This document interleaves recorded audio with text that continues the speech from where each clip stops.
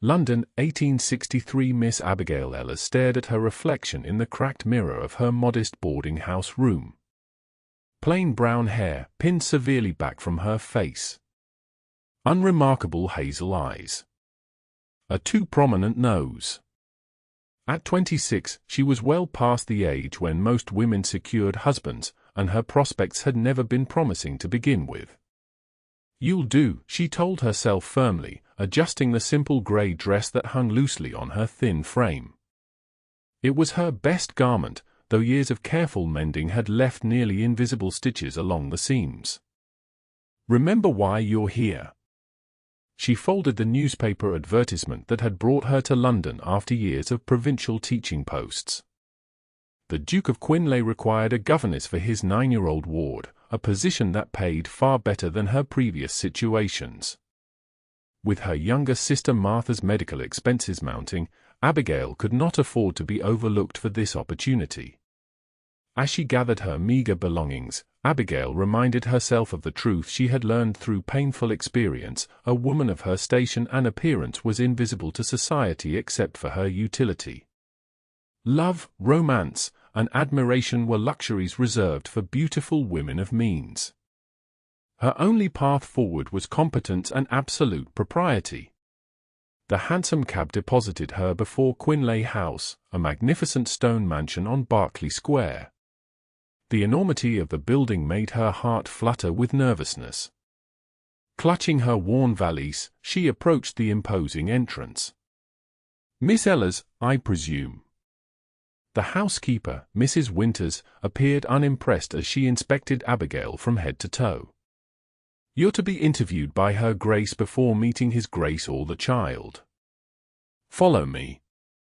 Abigail was led through marble corridors adorned with priceless artwork to a sunny morning room where the Dowager Duchess of Quinley sat like a queen holding court.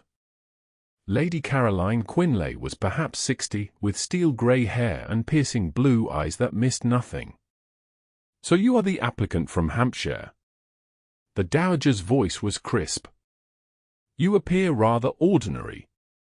Do you believe yourself capable of instructing a child of noble birth?" "I believe my qualifications speak for themselves, Your Grace," Abigail replied evenly, though her palms were damp. "I was educated at Mrs. Grenville's academy and have served in several respectable households.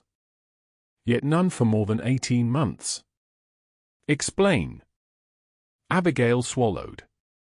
"I sought positions with better compensation to support my sister, who suffers from consumption." The Dowager's expression remained impassive. "Noble, perhaps, but unstable. My grandson requires consistency. His ward has already experienced considerable upheaval. If given the opportunity, Your Grace, I would provide that consistency.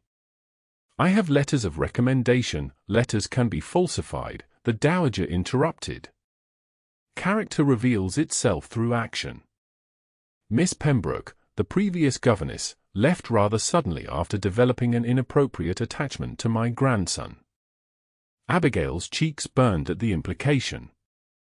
"I assure you, Your Grace, I harbor no illusions about my station. I seek only to perform my duties with diligence."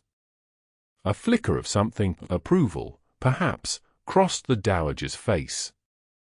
"At least you understand propriety. Very well. You may meet Lady Emma." The child who entered moments later was small for 9, with solemn eyes and honey-colored curls. She curtsied perfectly but said nothing.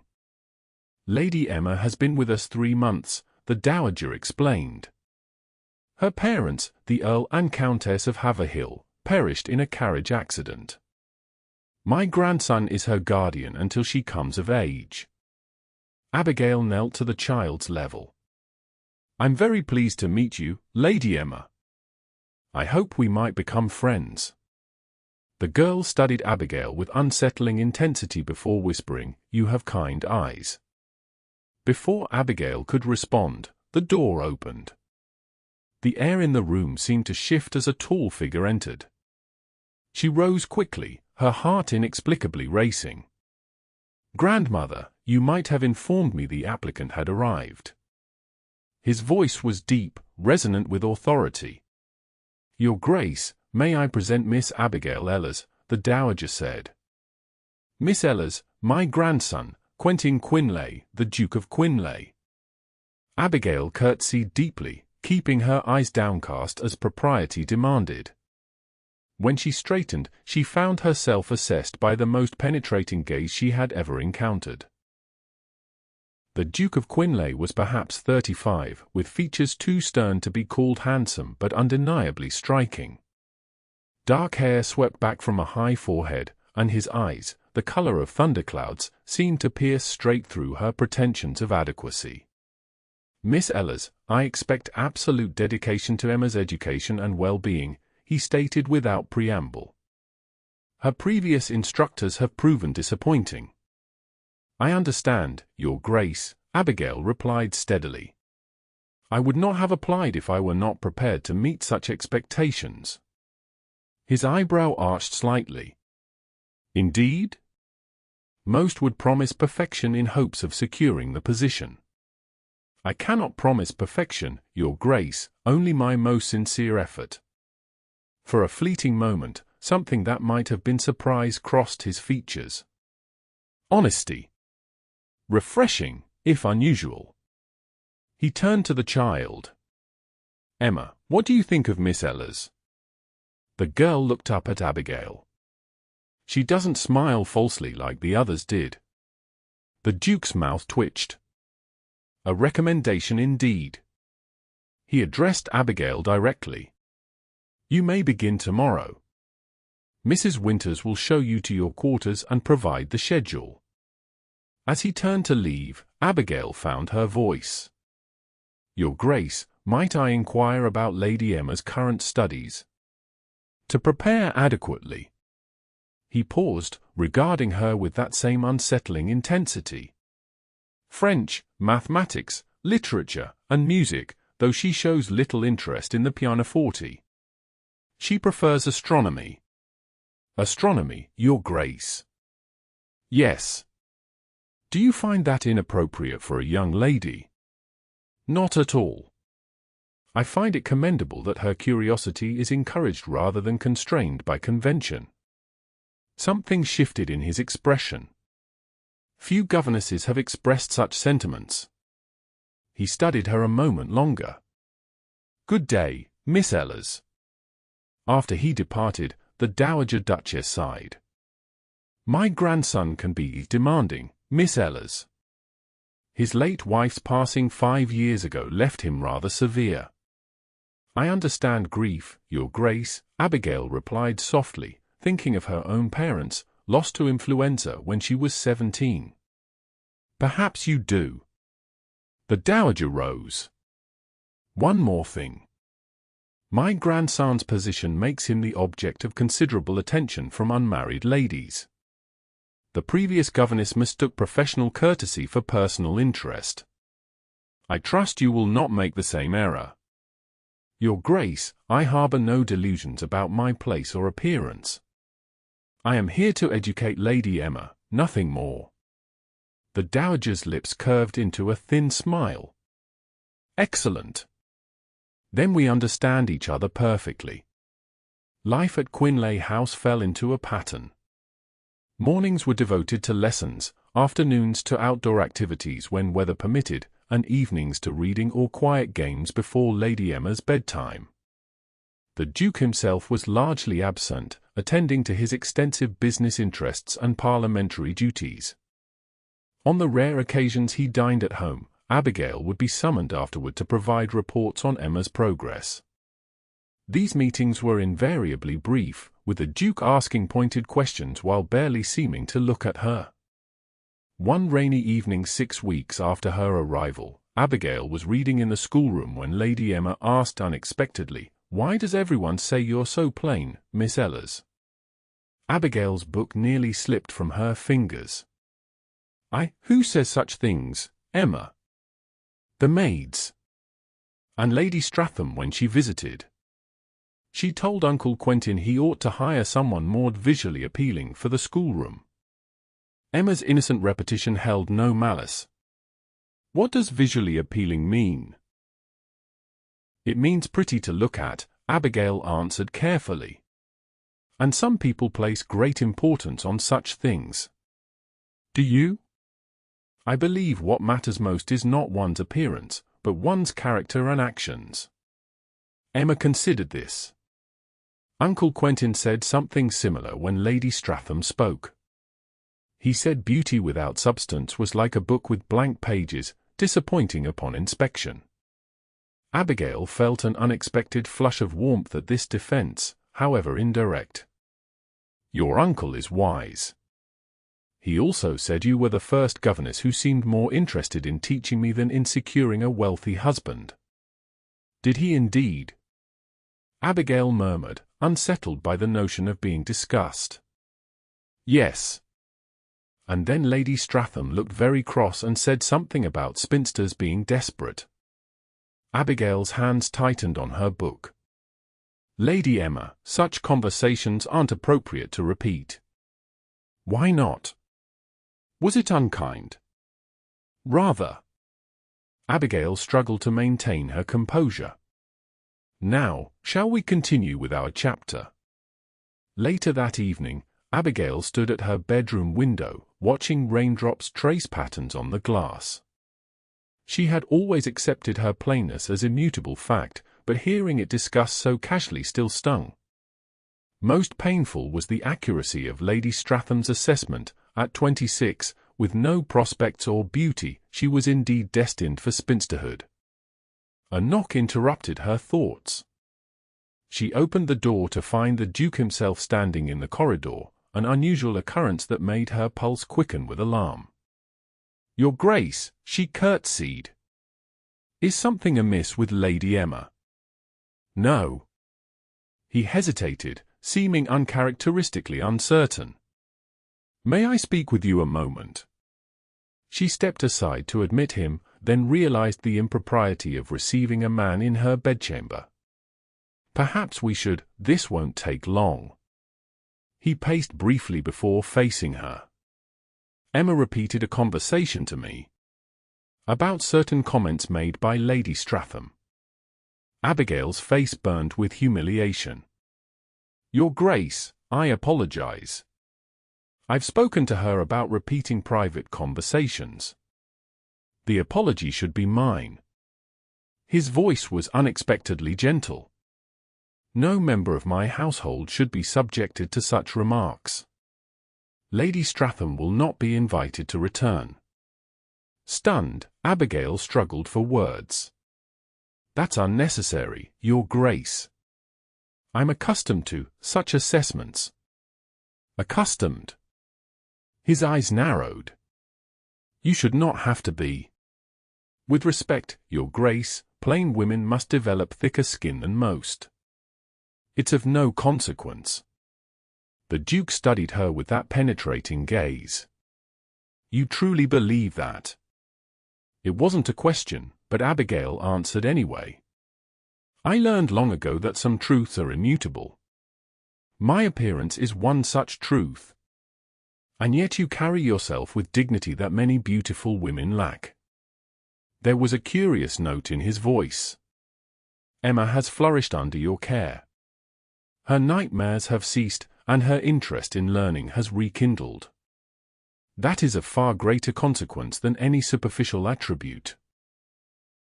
Before Abigail could formulate a response, he continued, I've received word that Parliament will keep me in London through Christmas. I had planned to take Emma to Quinley Park in Derbyshire, but I wonder if you might accompany her instead? Mrs. Winters would serve as chaperone, of course.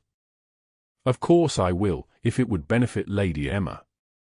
It would benefit me as well, knowing she's in capable hands. He moved toward the door, then paused. Miss Ellers, beauty is not immutable. It transforms according to the eye that beholds it. He departed before she could decipher his meaning, leaving Abigail staring at the closed door, her heart beating with unfamiliar rhythm. Quinley Park proved to be a revelation. The ancestral seat of the dukedom was not the intimidating fortress Abigail had imagined, but a warm, welcoming home built of golden stone, surrounded by ancient oaks and rolling hills. Emma blossomed in the country air, and Abigail found herself relaxing into a comfortable routine. They took long walks through the estate's extensive gardens, read by the fire in the evenings, and visited the impressive library that occupied an entire wing. It was there, a fortnight after their arrival, that Abigail discovered a collection of astronomical texts and equipment. His Grace's passion, the elderly librarian, Mr. Finch, explained. The observatory was constructed by the previous Duke, but the current Duke expanded it considerably. May we see it? Emma asked eagerly. The observatory, a domed structure on the estate's highest point, contained a massive telescope and walls lined with star charts. Emma was entranced, and Abigail found herself incorporating astronomy into their daily lessons. On Christmas Eve, as they examined constellations together, Emma suddenly asked, "Do you think people can see us from heaven, Miss Ellers?" Abigail set aside the star chart. "I believe our loved ones remain with us in spirit." "Why do you ask?" "I miss Mama and Papa." Emma's voice was small. "And I think Uncle Quentin misses Aunt Sophia. That's why he's always so serious." "Grief can change people," Abigail agreed gently. "But it doesn't mean they love any less. He's different when you're explaining things to him. Less serious." Emma's observation was startlingly perceptive. "Maybe you help him forget to be sad." Before Abigail could process this unsettling thought, the observatory door opened, revealing the subject of their conversation. The Duke stood framed in the doorway, snowflakes dusting his traveling cloak. "Uncle Quentin!" Emma flew across the room into his arms. "You came. Did you think I would miss Christmas?" He lifted her easily, his stern features softening into a genuine smile that transformed his entire countenance. Abigail rose, suddenly conscious of her rumpled day dress and loosened hair. "Your Grace. We didn't expect you." Parliament adjourned early. His gaze lingered on her for a moment before returning to Emma. "I see you've discovered my sanctuary." "Miss Ellers has been teaching me about the stars," Emma announced proudly. "She knows all the constellations and the myths behind them." "Does she?" He glanced at Abigail with new interest. "I wouldn't have guessed you had such knowledge." "My father was an amateur astronomer," Abigail explained. "It was our special connection." "Was," he inquired gently. "He passed away 9 years ago." "Influenza." "I'm sorry." There was genuine empathy in his voice. "Loss shapes us in ways we don't always recognize." The three of them spent the evening identifying stars through the telescope, with Emma eventually falling asleep in a chair. As the Duke carried his ward back to the house through the snow, Abigail walked beside them, aware of a strange contentment that had nothing to do with the festive season and everything to do with the man beside her. Christmas Day brought unexpected gifts. For Emma, a beautifully illustrated book of constellations. For Abigail, a small velvet box containing a silver pendant shaped like a star. "Your Grace, I cannot accept this," she protested when he presented it after Emma had gone to bed. "It's far too valuable." "It belonged to my mother," he explained, his voice uncharacteristically hesitant. She believed that those who guided others deserved their own fixed point of navigation. "You've guided Emma through her darkest time." "I've only done what any governess would." "No." His certainty silenced her. Most would have imposed rigid structures and expectations. You adapted to her needs while maintaining necessary boundaries. "It's remarkable." The genuine admiration in his eyes made something flutter in Abigail's chest, something dangerous that she quickly suppressed. "Thank you," she said simply, accepting the pendant. His fingers brushed hers during the exchange, and for a breathless moment, she thought he might say more. Instead, he wished her good night and departed, leaving Abigail clutching the star pendant and struggling with emotion she had no right to feel. Their return to London in January coincided with the beginning of the social season. Though Abigail's routine with Emma remained largely unchanged, the Duke's calendar filled with obligations that kept him from home. One evening in February, as Abigail supervised Emma's practice at the pianoforte, Mrs. Winters appeared at the schoolroom door. "His Grace requests your presence in the library, Miss Ellers." The housekeeper's tone suggested disapproval. "Immediately." Concerned, Abigail hurried downstairs. She found the Duke standing by the window, tension evident in his posture. "You wish to see me, Your Grace?" He turned, and the intensity in his eyes made her breath catch. "I've received a letter from my grandmother that I find troubling. I hope Her Grace is not unwell. Her health is excellent. Her perceptions, however, appear distorted." He held out a letter. "She suggests that your influence over Emma has extended to inappropriate influence over me." Abigail's heart sank as she scanned the letter. The Dowager's elegant script detailed concerns about unnatural attention the Duke was showing his ward's governess, citing the Christmas gift as evidence of developing impropriety. "This is absurd," she whispered, mortified. "I've never sought to, I know." He took the letter back. "But perception often outweighs reality in our circles. Lady Stratham has apparently been circulating rumors after her dismissal from our home." "Then I should resign immediately," Abigail stated, though the words felt like glass in her throat. "I won't be the cause of scandal for your family. That would only confirm the gossip." He ran a hand through his hair, a rare gesture of frustration. "No, there is another solution. We will be seen in public contexts that make it clear our relationship is one of employer and employee, nothing more. Public contexts. You will accompany Emma and me to suitable events, museum exhibitions, afternoon concerts at Vauxhall Gardens. Places where families and their governesses commonly appear together." The plan was logical, yet the thought of being scrutinized by society made Abigail's stomach twist with anxiety. "Won't my presence beside you only encourage more speculation?" "Not if we're accompanied by my grandmother." His mouth quirked. "She's agreed to join us, to observe your behavior herself." "I see." Abigail swallowed hard. "And if she remains convinced of my inappropriate influence?" His expression softened unexpectedly. "Then she will have revealed more about her own prejudices than about you, Miss Ellers." The following weeks brought a series of carefully orchestrated public appearances. The Dowager Duchess accompanied them to the British Museum, where she watched hawk-like as Abigail explained Greek antiquities to Emma. She joined them for concerts at Vauxhall Gardens, where Abigail sat at a carefully proper distance from the Duke.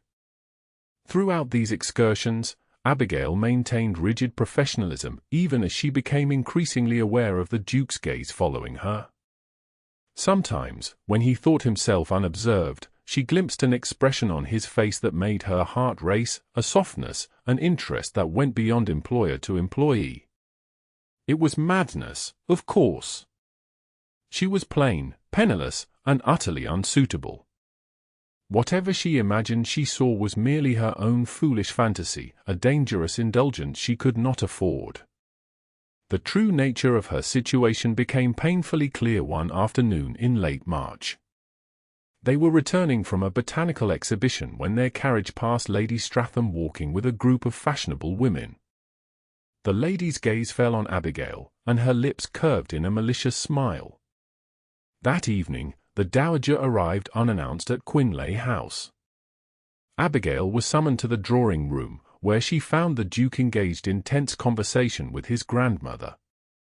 "This has gone far enough," the Dowager was saying. The woman is being discussed in every drawing-room in Mayfair." "What woman?" Abigail asked from the doorway. Both turned, the Duke's expression apologetic, the Dowager's coldly furious. "Miss Ellers."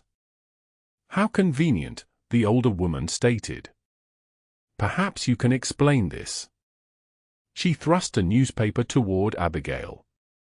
The society page of the Morning Post featured a small but devastating paragraph. "Certain observers note that the widow D. of Q. has been frequently accompanied by his ward's remarkably plain governess at public venues. While some suggest this indicates merely proper attention to the child's education, more discerning eyes perceive a shocking degree of familiarity between employer and employee. One wonders what particular talents Miss E. possesses to capture such elevated notice, given her obvious lack of conventional charms." Abigail felt the blood drain from her face. The implication was clear and ruinous. "I never?" she began, then faltered. "This is completely unfounded." "Unfounded or not, the damage is done," the Dowager stated coldly. "Quentin, you must dismiss her immediately." "I will do no such thing," the Duke replied with dangerous calm. "This malicious gossip is clearly Lady Stratham's work. It hardly matters who originated it. The fact remains that your reputation, my reputation, can withstand scrutiny," he interrupted. "Miss Ellers has done nothing inappropriate. Her very presence has become inappropriate." The Dowager's voice rose. "A duke does not parade about London with a plain governess unless there is something unseemly occurring." Abigail found her voice. "Your Grace, I will tender my resignation immediately. I cannot be the cause of this discord." "No." The Duke's tone was absolute. "I will not reward malicious gossip by punishing the innocent." The Dowager studied her grandson with narrowed eyes. "Unless there is truth to the speculation? Have you developed feelings for this woman, Quentin?"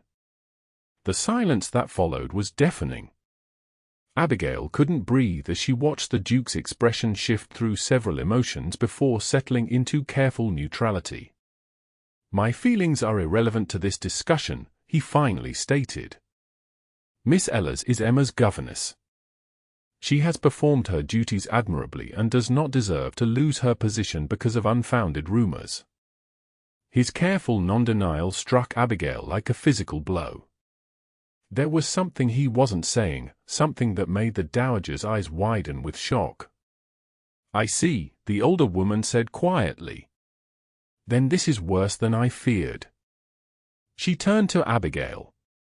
"You have until morning to remove yourself from this house, Miss Ellers. If you do not, I will ensure that no respectable family in England will ever employ you again." "Grandmother!" The Duke's voice held genuine anger. "You overstep." "Do I?" The Dowager's voice was ice. "I have protected this family's reputation for 40 years. I will not stand by while you throw everything away for a penniless nobody with a pretty voice and docile manner. That's enough." The Duke's tone silenced even his formidable grandmother. "Miss Ellers, please excuse us. This conversation no longer requires your presence." Trembling, Abigail curtsied and fled the room. In the corridor, she leaned against the wall, struggling to breathe through the constriction in her chest. Everything was crumbling around her. Even if she could weather this scandal, how could she remain in a household where she might be the cause of such conflict? More disturbing was the implication in the Duke's careful non-answer. Had she completely misread their interactions? Was it possible he felt something beyond professional approval?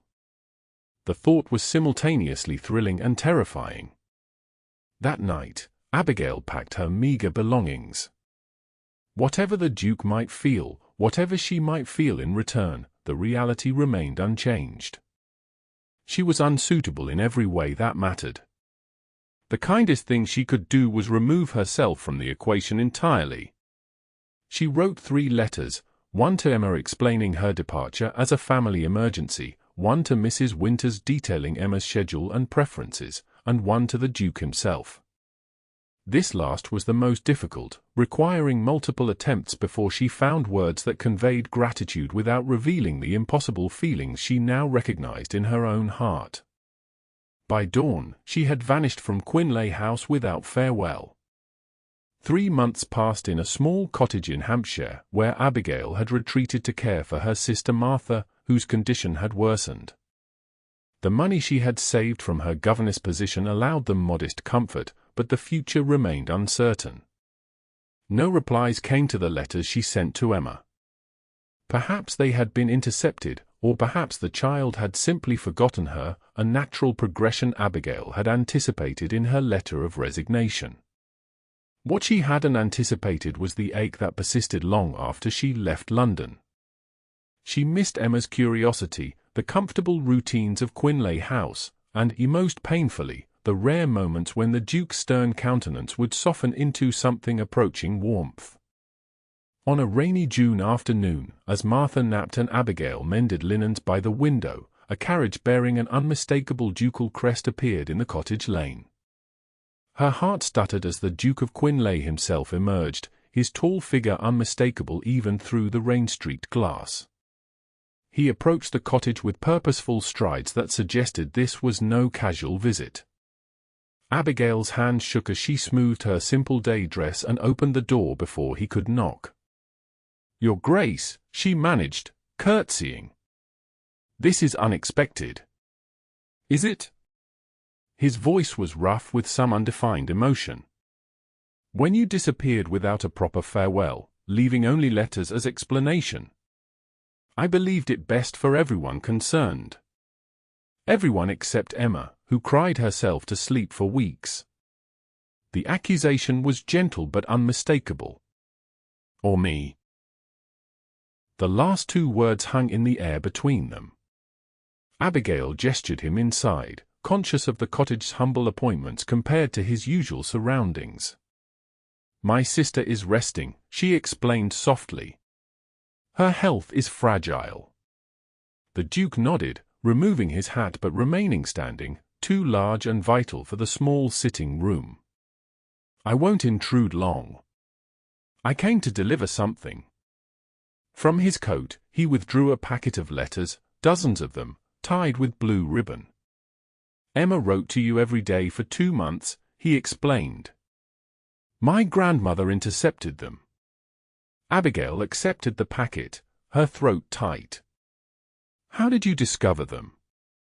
"The Dowager became ill 6 weeks ago. While arranging her affairs, her lady's maid found these hidden in her writing desk and brought them to me." His jaw tightened. "I should have suspected her interference. She was protecting your family. She was exercising control based on outdated prejudices." He paced the small room. "Emma's letters explain everything you missed, her progress in studies, her activities, her persistent questions about your absence. What they cannot convey is how your departure affected the household." "How it affected me?" Abigail's heart raced. "Your Grace, Quentin," he interrupted. "After all this, at least grant me the courtesy of my name." "Quentin," she whispered, the intimacy of it startling. "Your grandmother was right to be concerned. My presence in your household invited scandal. My grandmother was wrong about everything that matters." He stepped closer. "Do you know what happened after you left?" Emma withdrew into herself again. "The nightmares returned. The household efficiency you established collapsed." "And I?" He paused, struggling visibly. "I discovered that I had grown accustomed to your presence in ways I hadn't permitted myself to acknowledge." "What are you saying?" Abigail hardly dared breathe. "I'm saying that I missed your intelligence during our discussions of Emma's education. I missed your quiet competence that made the household run smoothly. I missed your voice reading to Emma in the evenings." His eyes held hers. "But most of all, I miss the way you saw me, not as a duke to be flattered or a prize to be won, but as a man trying to do right by a child who needed him." Abigail shook her head, disbelieving. "I'm not what you need. I'm plain, penniless, you're extraordinary," he countered with sudden intensity. "Your plainness, as you call it, is merely the absence of artifice. Your eyes show kindness that no cosmetic could enhance. Your voice carries more beauty than any fashionable aria. And your mind." He smiled slightly. "Your mind is the true marvel, understanding stars and Greek myths and how to coax a traumatized child back to happiness." Tears threatened, but Abigail held them back. "Even if what you say were true, society would never accept. Society can go hang." The vehemence in his voice startled her. "I've spent 5 years since Sophia's death doing what was expected. Maintaining appearances. Following convention. And in doing so, I nearly missed recognizing what truly matters." He took her hands in his, an unprecedented intimacy that sent warmth cascading through her. "I don't expect you to return my feelings," he continued more softly. "But I would be a fool and a coward not to tell you that you've awakened something I thought died with my wife, the capacity to see beauty where others see only utility, to value substance over appearance, to imagine a future with genuine companionship rather than merely advantageous alliance." Abigail stared at their joined hands, unable to process his words. "What exactly are you proposing, Your Grace?" "Quentin," he reminded her gently. "And I'm proposing nothing yet. I'm asking if you might consider returning to London, not as Emma's governess, but as my guest. To allow me the opportunity to court you properly, without subterfuge or pretense." "Court me?" The word seemed absurd. The gossip would be unbearable. Perhaps initially. But I've discovered something important about gossip. It eventually finds a newer, more interesting target. His thumb traced circles on her palm. "More importantly, I've discovered I no longer care what is whispered in drawing rooms when measured against what I truly want." "And what do you truly want?" Abigail asked, her voice barely audible. "You," he answered simply. "Your wisdom, your kindness, your quiet strength. Not as an employee, but as a companion. A partner. Eventually, if you could consider it, as my Duchess." The world seemed to tilt around her. "You cannot mean that." "I have never spoken with greater sincerity." His gaze never wavered. "I will respect your decision whatever it may be. But know this, the title, the fortune, the social position, none of it means anything if shared with someone incapable of seeing beyond her own reflection. You see everything, Abigail. Most importantly, you see me." A sound from the bedroom interrupted them, Martha stirring from her nap. Abigail gently withdrew her hands. "I need time," she whispered. "This is overwhelming." "Of course." He stepped back, retrieving his hat. "I'll return to the village inn and await your answer. Take whatever time you require." After he departed, Abigail sat motionless, Emma's letters clutched in her hands as she confronted the possibility that everything she had believed about herself and her place in the world might be wrong. 2 days later, Abigail arrived at the village inn, having made arrangements for Martha's care during her absence. The Duke, Quentin, received her in the private parlor, hope visible in his usually guarded expression. "I've considered your proposal," she began carefully. "And while I'm still not convinced that society will ever accept such a match, I find myself unwilling to refuse out of fear." His smile transformed his face, erasing years of gravity. "Does that mean you'll return to London?" "Yes. But with conditions." She squared her shoulders. "I won't be introduced as a prospective bride or put on display. I wish to spend time with Emma, to repair that relationship first. And I need your word that if at any point the scrutiny becomes too much, for her or for you, you will tell me honestly. Agreed, with one amendment. He moved closer, taking her hands again. If the scrutiny becomes too much, we will face it together, not with your departure. I've experienced that solution, and found it entirely unsatisfactory. For the first time since their reunion, Abigail allowed herself a genuine smile. Very well. Together. London society was predictably scandalized when Miss Abigail Ellers, former governess, took up residence in the Dowager's townhouse as the Duke of Quinley's guest. The gossip pages buzzed with speculation, much of it unkind. Playing governess enchants Duke with mysterious arts, read one particularly vicious item. How do you bear it? Abigail asked Quentin one evening as they strolled through the garden at Quinley House, Emma running ahead to examine a butterfly. I find it rather amusing, he admitted. They cannot conceive that a man might value intelligence over beauty, substance over status.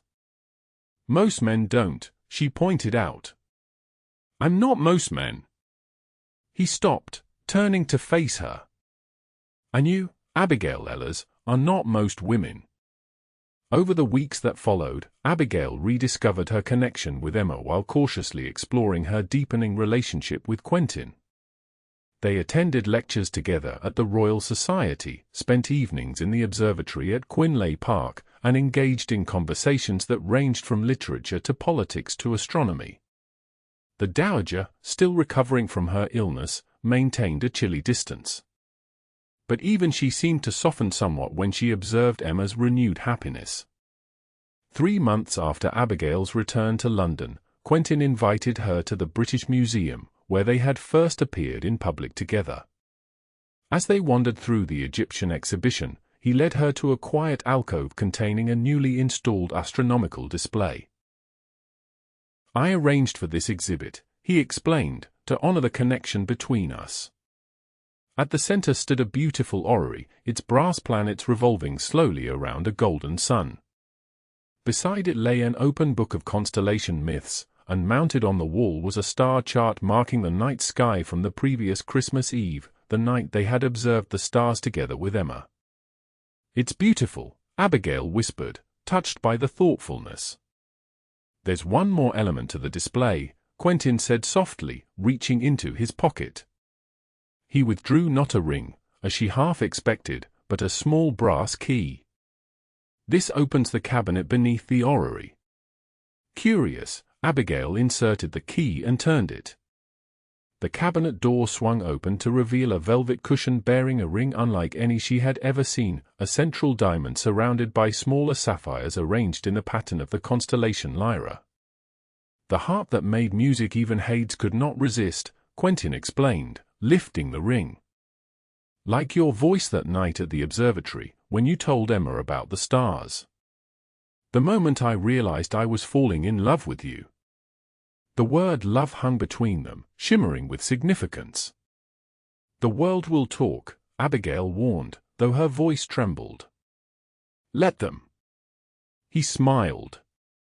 I suspect they'll soon tire of commenting on the plain governess who captured a duke's heart.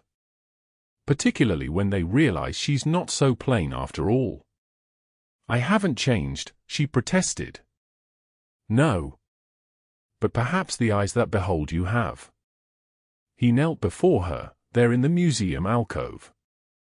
Abigail Ellers, will you do me the honor of becoming my wife? Not for title or fortune, but for the simple reason that I love you, and cannot imagine a future without your wisdom, your kindness, and your extraordinary heart. In that moment, all the whispers, all the doubts, all the years of believing herself invisible faded away. What remained was truth, she was loved for exactly who she was. Yes, she answered, her voice clear and certain.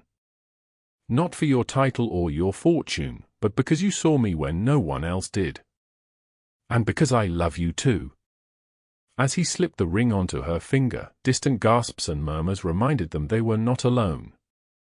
Museum patrons had gathered, witnessing the Duke of Quinley kneeling before the plain governess who had once been mocked in every drawing-room in London. Quentin rose, facing the onlookers with the commanding presence that had once intimidated Abigail. Now she recognized it as the protective instinct of a man determined to shield what he valued. "Ladies and gentlemen," he announced, his voice carrying through the gallery, "allow me to introduce the future Duchess of Quinley." The scandalized whispers that followed meant nothing. All that mattered was the truth Abigail had finally accepted: beauty existed not in perfect features or fashionable appearance, but in being truly seen and valued for one's genuine self. And in the eyes of the man who loved her, she was the most beautiful woman in England.